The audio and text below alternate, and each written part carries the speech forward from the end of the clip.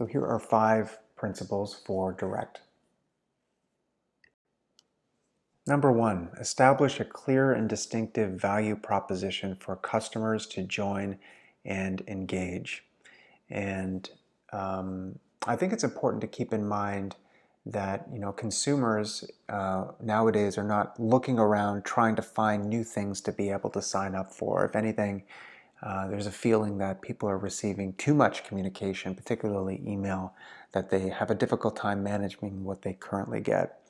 And so because of this, it's really important for organizations to really understand what is that kind of proposition that I am promising that is unique and distinctive, that's going to get people to choose to sign up and remain engaged with the communication that I send over time.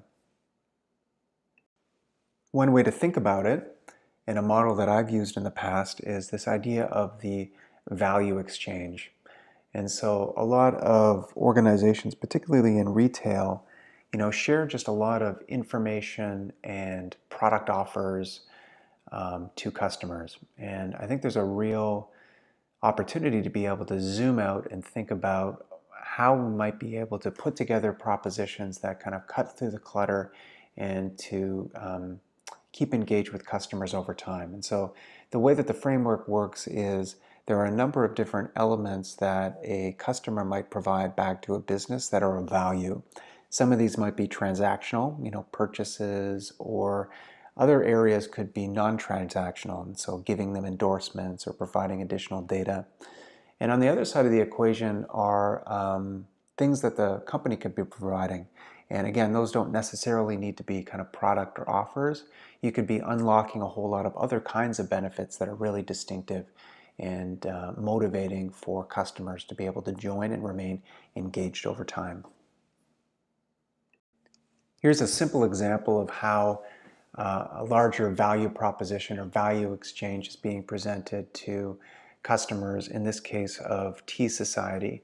And so no longer are you just providing kind of product information and offers, but they're promising upon sign up things like a birthday brew, free gift wrapping, invitations to exclusive events, as well as sneak peeks of innovation. Things that if you're a fan of this brand and an existing customer, you might find really, really valuable that aren't necessarily just tied to product offers. So a nice way that they've kind of rounded out their proposition to make it even more interesting and motivating to the customers that they're serving. The other part of getting people motivated to be able to kind of join at the beginning is to understand how you're framing the thing that they're actually choosing to join. And you think about it in your own life when you've signed up for a new program.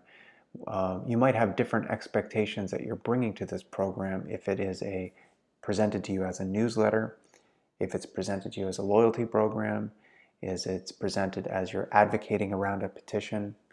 And so we need to be careful as marketers when we're presenting some of these programs that you're signing up for to make sure that you're matching kind of the mental model or the expectations that someone signing up might have, to make sure that you're able to effectively meet them. This example that I'm illustrating here, I think is a pretty confusing one, and from The Body Shop, where on the same site there's 3 different instances where someone might be signing up for very different things. And once you've signed up for it, you'll understand you end up receiving the same kind of information depending on the different streams that you've signed up for. So a bit of a disconnect in terms of what they're promising customers when they're registering to what they're delivering after that registration and opt-in is complete.